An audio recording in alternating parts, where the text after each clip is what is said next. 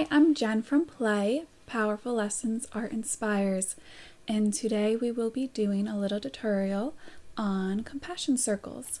Compassion circles is a little project I like to call little circle weavings, which I'll show you how to thread and set up your loom to be able to do the circle weaving today, and taking colors and mixing in how to create them. Compassion circles to me are a little way to bring good energy into your space, because during making it you're going to be weaving around and around and around, and in art therapy and in many ancient traditions and Jungian theories even, the power of the symbol of the circle is repeated nonstop and nonstop because of that continuous flow, right? We're always flowing. It's this idea of balance, containment. There's just a lot of beautifulness when it comes to circles and finding your center. So when you're weaving, it's like you're going around this path. I don't know if you've ever heard of, what is the name? It is a labyrinth. Yes, a labyrinth. You ever heard of a labyrinth?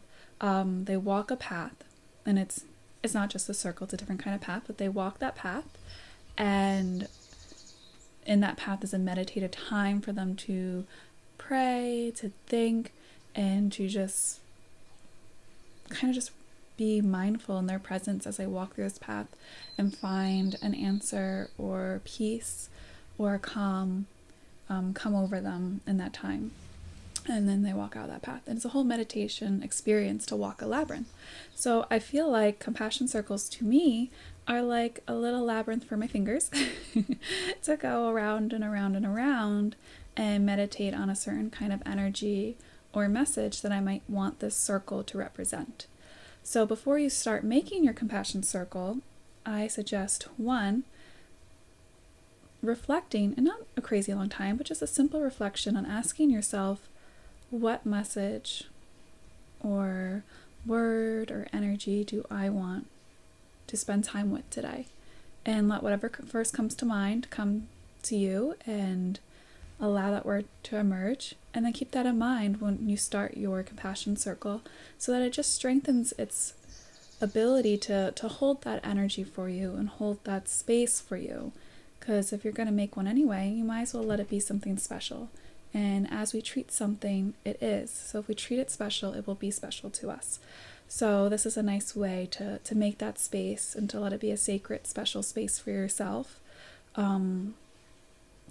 So first things first is to think of that word, and then to allow your mind to take 30 seconds to just reflect on what colors come to you when you think of that word, or what kind of, is it very textured, is it very smooth, and that can help you decide on what yarn and thread you're going to use.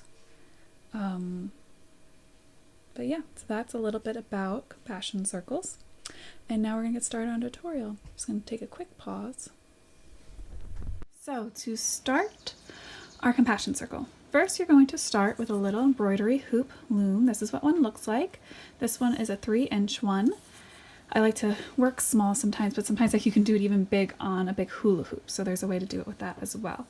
But on the nice little loom, you can find these at Michael's, on Amazon, wherever. You are going to start by taking this part off, just unwinding it, and letting it just be this circle for now, okay? And what we're going to do, I'm going to show you, just want to show you when finished, is to create this, what I call a bicycle wheel on it. And this process is a lot of fun, because the whole time you're making it, it feels like complete chaos and like it's not working. Every single time I make it, even on this video, I'll probably be convinced that I'm doing it wrong, but then by the end, it just magically comes together, and it's very exciting. So I feel like it's a really good message for containing a space, for understanding that a lot of times when we do things, it feels like complete chaos and like everything's going wrong, but everything actually is in its right place once it comes to full center. So it's kind of exciting little message I have fun with my bicycle wheel. Okay, so to start, I'm going to start with the outside circle part, okay? And I like to use this kind of thread. It's like wiry and it's thin. I learned that I like using this thread after making it multiple times with either, here, let me just grab something for you to see, like thicker yarn, or even thinner than that. even this kind of yarn. But I decided that I started to like using it with really thin yarn, which is kind of like embroidery thread. And this one I also can use with, because it's really thin and it's strong. And I find that I like the shape that it creates in the weaving better because it's a little bit stronger. Ooh, sorry for that little shake. So I like to use this thread, and you just pick a spot, tie it up. Okay. I like to do double knot. Awesome. So I'm tied up, lassoed up. And then now we are going to start working around the circle. So when you're doing a weaving of any kind, you want to have an odd number in a circle shape so that it actually keeps going under and over and doesn't just keep repeating itself. So I'm going to go around, I usually on this little circle can go around about 11 times to the size of weavings that I would like. But if you do wider, it's good for you. Want to do even thinner, go for it, but just be careful, it gets a little bit tricky. So what I am doing, I am just wrapping around. So I pull this here, and I'm just wrapping around the back. And I'm going like a little bit of distance, kind of like a finger width difference apart. And then back next to where I was. Going again another finger width distance. And it's a pull it pretty tight during this process, so it doesn't kind of become undone before you're done. If it takes a few times, please do not worry. It took me so many times before I became comfortable doing this, and I still have off days where I'm like, why can't I bicycle wheel this today? And it just happens. Like right now, it's gonna start falling apart because I did not pull tight enough. So then we restart. Because if you hold it nice and tight, it won't spread as much. So going from one side to the other, just wrapping it around, make sure you pull it nice and tight. Maybe I can't handle directions while I do this because then I get thrown off. And see, if I like let go on this side, I'm holding with my other finger. Around.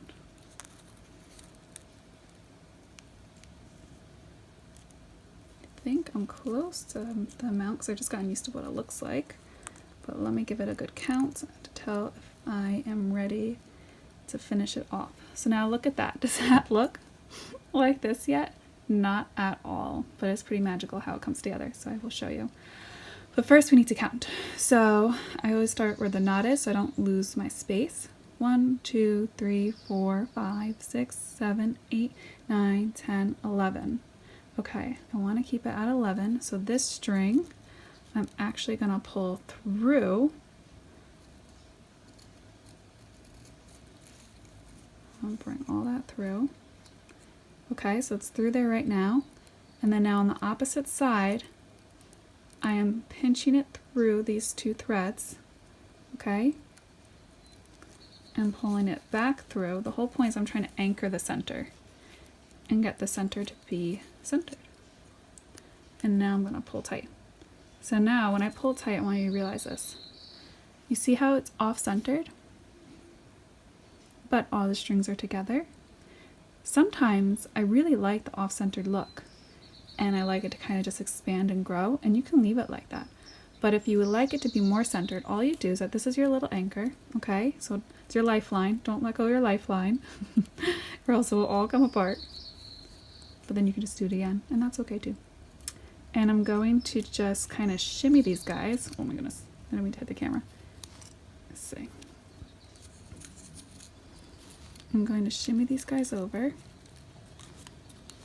Let's see how well I can shimmy.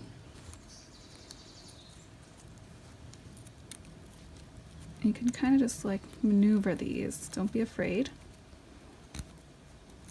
to how you want them. Don't know if this one wants to be centered. But you're just kind of moving the threads around. And I squeeze through here. I loosen up my thread while I'm trying to push them over to kind of get them in a more centered position. And then I pull tight, see if I was successful. I think part of it is that these have to be moved down. It usually takes me a little bit each time for this bicycle time to get it to where it feels right. because there is no right or wrong way, but it's just what feels right for that moment.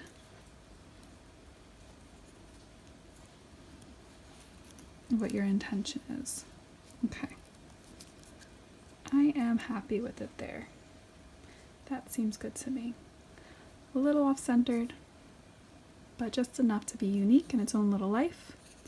So now with this lifeline, the string that you started with only has one thread, right? Because each of these have two. I don't know if you can see how there's two threads per one. So the one with the first one that you started only has one. I like to make it its second string. So then I'll just tie it to that. Okay, we are tied on. So now our excess string we are going to cut. And now we're ready. And that works.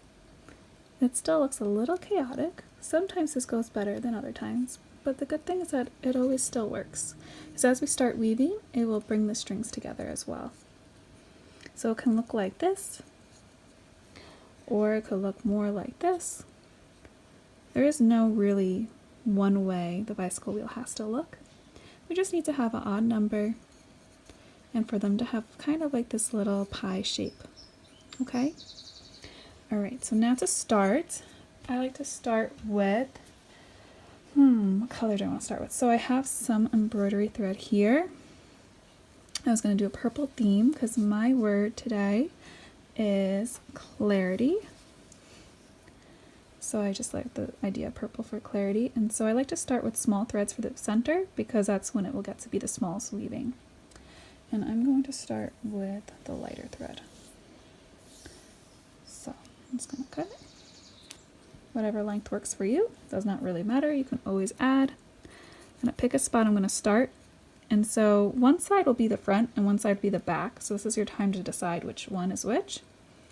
Put the thread through one. Pull the other one back. And give it a tie onto the string. Into your bicycle wheel. So the side that is tied on will be the back. And then you're just going to start that under-over process. Sometimes the ties like to sneak up to the front. You can easily just push them on back. So then we start under-over through these in that circle shape. So my first one, especially since this one got a little wonky while making it, it's going to go over here and under. I'm going to do it extra tight to help bring the strings together, to give it a better foundation as it keeps going. So you see I just kind of start pulling that.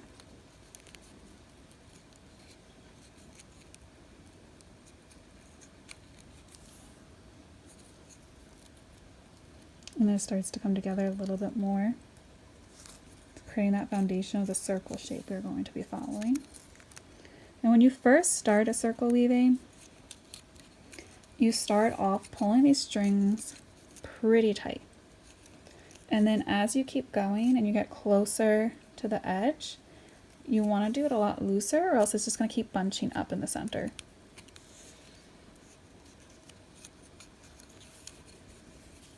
We start pretty tight to make sure we really get to that center. And when you first start, you can barely even see the string, depending on what strings you're using. If I was using a thicker string, you would see it probably. But the thinner one, you really can barely see it.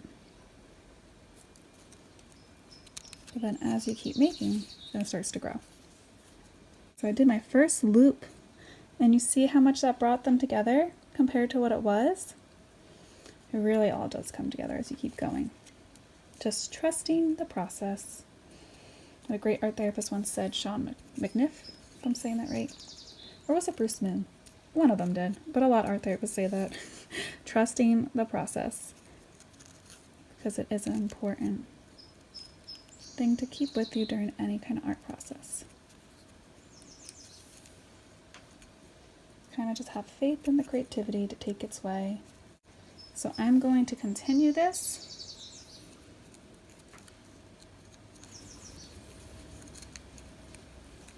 And just see how it goes under, over, under, over.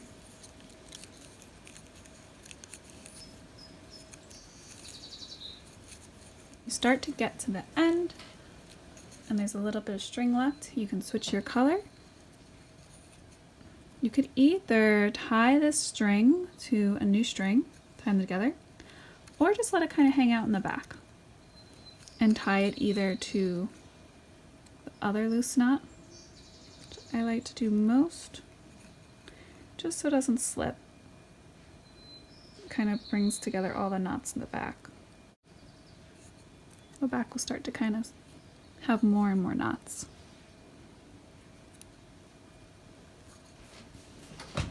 Okay, so now when you keep going, you just kind of find where you want to start back up again and just follow the pattern of under and over. Tie your knot to the back.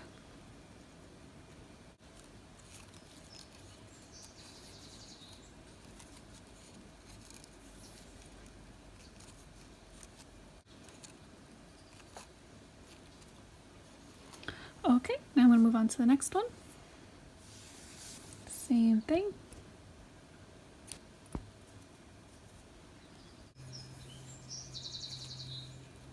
Around the circle we go.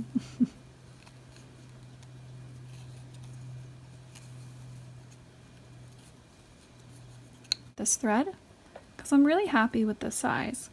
I usually do about a quarter size, like a size of a quarter in the center with this little thread. It just gives it a nice starting point. I'm going to tie that off. And then I like to slowly let the threads get thicker with yarn and different size yarn to give it some fun texture.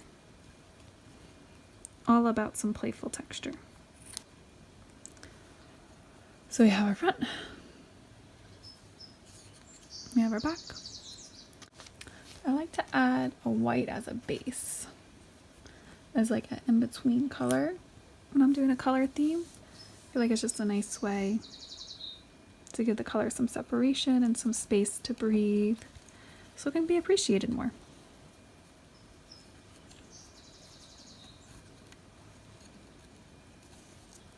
We all need some space sometimes, even from the things we love.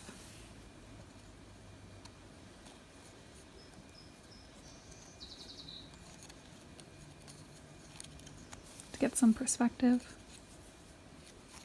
we need some space.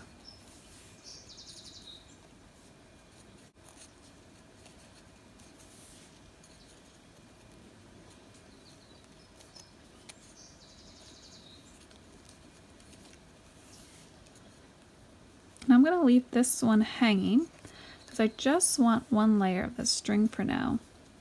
Just that one layer around. So I'm going to leave this one hanging because I might use this string again. So I don't want to tie it off yet because then I can just pick it up and add it in. So I'm going to pull this nice and tight. So that's how I want it to look.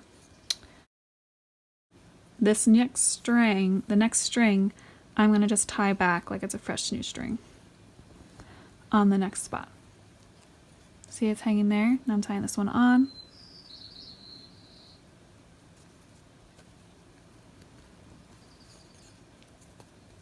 Pulling that tight. Now I have kind of a strings I can hold on to. This is the really fun part when you start getting more knots in the back. You can hold on to them like your little anchor. Okay. And I felt like purple was calling to wanting some more clarity. You ever find that sometimes you're just in the mood for a color? You should listen to that, because my theory, and many other theories that are similar to that out there, I did not just make it up on my own, is that when we are craving a color, it's because a part of us really needs it. And it could be any kind of part of us that really might need that color. Oh, it came loose here. I want to fix that.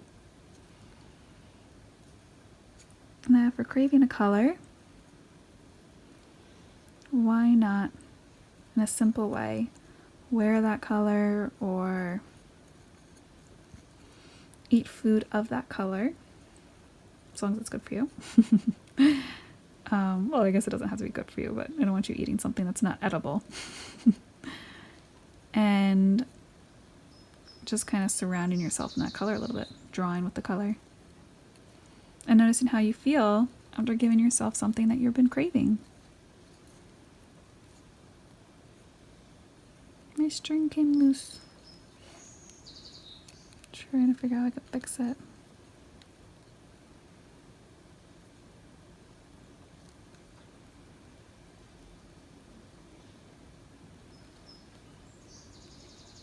Just gonna tie it on there. It's okay. It still works. It is not fragile.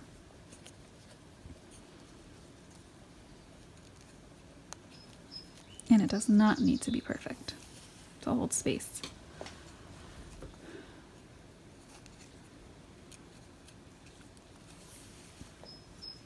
I'm gonna switch off again. So see, now I have this handy dandy string here, and it's actually the perfect time to switch off because it's right close next to the string that I'm using right now. So what I can do is let this purple string now just hang down here and put the white string back in action.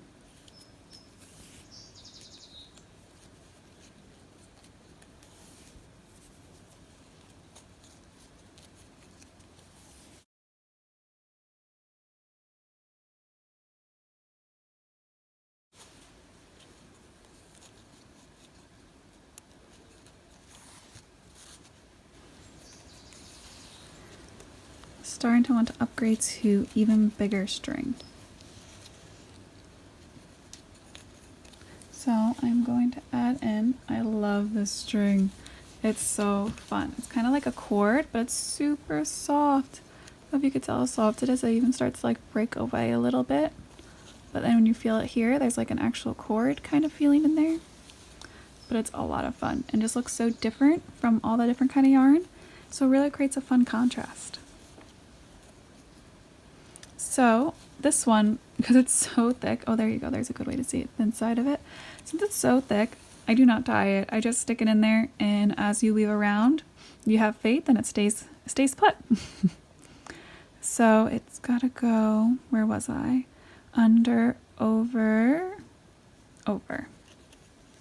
So it's gonna go here. I wanna give it a good amount of space back here since it's not gonna be tied, so that doesn't keep falling out.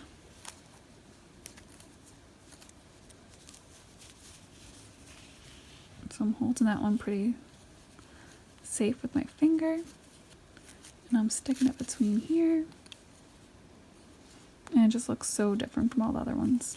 Creates a really fun look.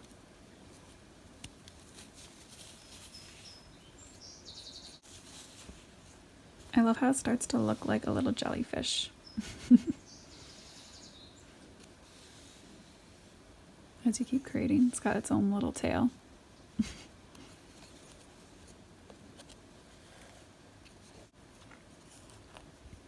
Alright, so I have that one layer. Usually I do one layer of this cord because what's coming next is even more fun. Is this beautiful purple that you can actually even like separate and create smaller if you wanted, but I like to leave it nice and poofy. Like, just how great is that? It's beautiful.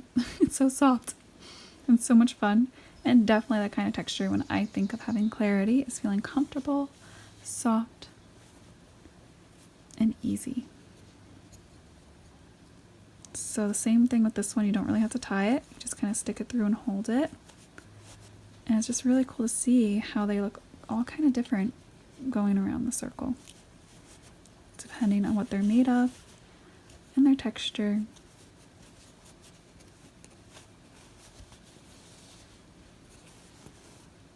Sometimes I like to kind of swirl it, it's kind of like hair.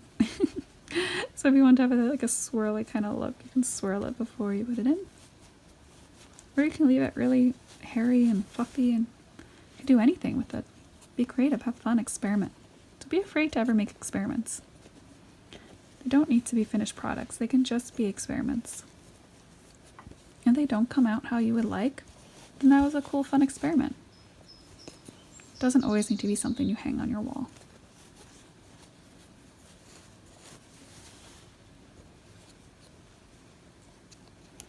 It's like everything in life. Just because you wouldn't take a picture of it and put it in a photo album doesn't mean it wasn't worth living and experiencing.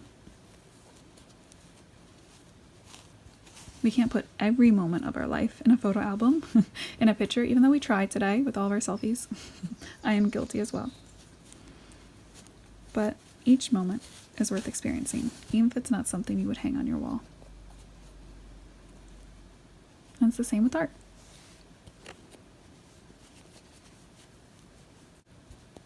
Because you gotta give these strings a little guidance at this point to go where they belong. Let's just kind of push them in there. They will yield to your command. It just takes a little bit of power and persistence.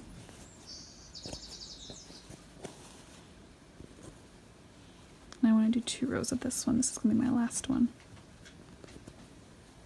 Oh, I can hear my puppy sniffing at my door. Don't worry, puppy, I'm almost done. Okay, come hang out with you. My dog's name is Sebastian, by the way. I'm sure I will share pictures.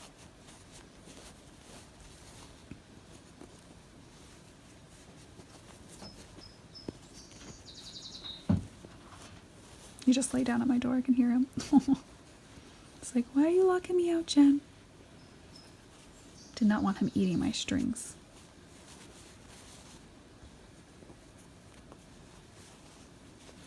Look at that. We're almost at 44 minutes of creativity. We just hit 44. Woohoo! I do appreciate you guys joining me for my creative act today and getting to experience it with me. Getting close. Sometimes you can kind of spread it out to see what you think. If you want another layer, it's going to smush it and give it kind of different feel. Sometimes with the thicker strings, when you do more layers, it kind of creates this like kind of flower shape. I don't know if you can see what I mean. Like we're kind of these little triangle shapes. But I could have ended it long ago and spread it out more. But I kind of really like the flower shape, so I'm going to keep adding a few layers. And because it's never really, well, it can be sometimes, but mine this time wasn't exactly in the center, there's going to be more space on one side. So I want to make sure that side gets all the love and space that it needs to be filled up and feel complete and ready to enjoy as a holding space for intuition and clarity. Let's see how that looks. All right. I think we're good. Give it some more space, kind of spread it out a bit. See how it looks. I just kind of pull from the center and move it up. I think we're good. Got these little hairy guys, but I could cut those. Let's see how it looks when we get our top on here.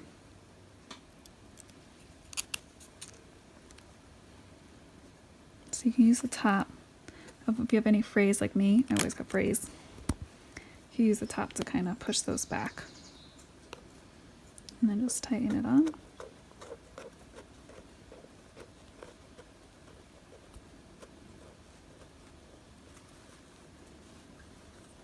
Yeah, I'm pretty happy with it.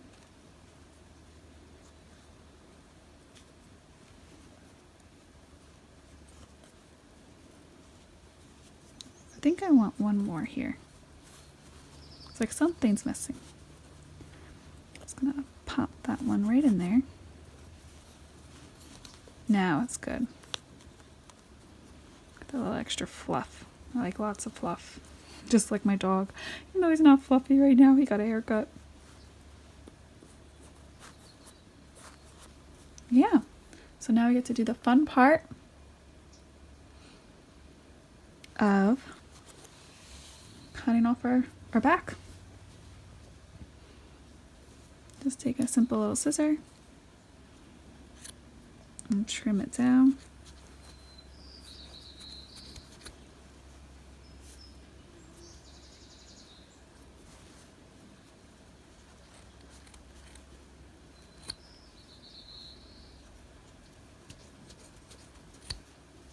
We got our funky little back, which I sometimes have a lot of fun with because I secretly like the back more than the front most of the time because it's just so funky and strange. This is actually a pretty neat back for me. I've had backs that are pretty messy. And then we have our front.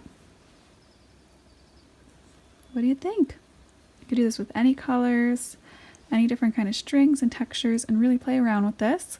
You can also use a Sharpie and color the wood if you like the wood to be different colors. Sometimes I like to make it black, or you can use a silver Sharpie that makes it look like it's a silver hoop or a gold one. I really enjoy doing the metallic on these, and sometimes I just like to keep it plain. You could also use a brown Sharpie if you want it to look like kind of like a stained wood. But yeah, there's our compassion circle. And I got to enjoy meditating with that thought of finding clarity and compassion. And I really, really thank you for being a part of this with me. My name's Jen again. If you have any questions, just comment and I'd be happy to answer, because I'm sure other people would want answers to those questions as well. I really hope you enjoy making your own compassion circle, and thank you so much for watching this video presented by Play, Powerful Lessons Art Inspires by Jenn Matthes. Thank you dearly. Make sure you follow, share, like, subscribe, all that good stuff. You know what to do. All right, until next time, lots of love. Wishing you free. Bye-bye.